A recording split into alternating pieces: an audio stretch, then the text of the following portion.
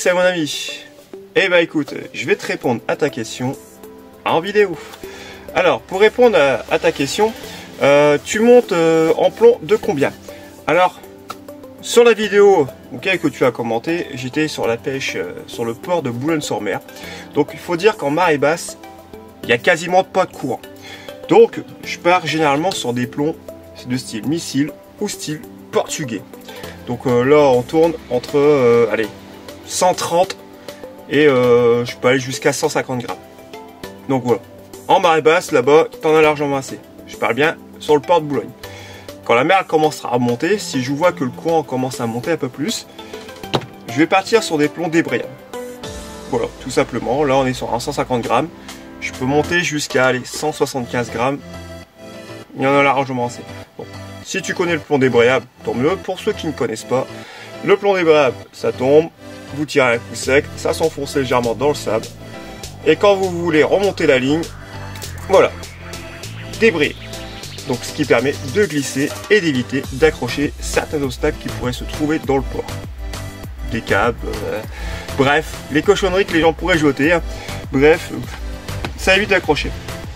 Après, si vraiment on est sur un gros coef et qu'il y a énormément de courant, parce que voilà, tu as quand même du courant qui peut rentrer dans le port, mais aussi s'il y a une rivière où il y a énormément plu, tout ça, il peut y avoir pas mal de courant qui sort de la rivière aussi, qui se jette dans la mer. Donc là, il n'y a pas le choix, on part sur des plombs grappins. Alors je ne sais pas si tu connais, je pense que oui, mais pareil, pour ceux qui ne connaissent pas, le plomb grappin, hein, c'est un plomb avec des tiges derrière. Donc vous avez juste à rabattre vos tiges, tout simplement. Tac. Voilà. Voilà, ça vous donne ceci. Donc vous lancez, ça va dans le fond, vous tirez un coup sec, ça s'accroche. Forcément, c'est plus costaud.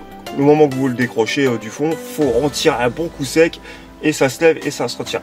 Bon, le problème avec ces plombs là, ça accroche plus de saleté dans le fond et voilà, ça peut vraiment accrocher n'importe quel obstacle. Donc c'est ça qui est plus embêtant. Mais généralement, des plombs comme ça, quand il y a du gros courant sur le port, voilà, je pars sur du 150 grammes. Pareil, j'en ai assez. Par contre, je n'utilise jamais ces plombs-là pour le softcasting parce qu'on m'a déjà posé la question, donc je réponds à ces personnes-là. Ces plombs-là en softcasting, je ne les utilise jamais. Hein. C'est pas la peine, c'est banni. Mais je les utilise énormément sur les gros jetés comme la digue Carnot, bref, des grosses digues où il y a beaucoup de courant.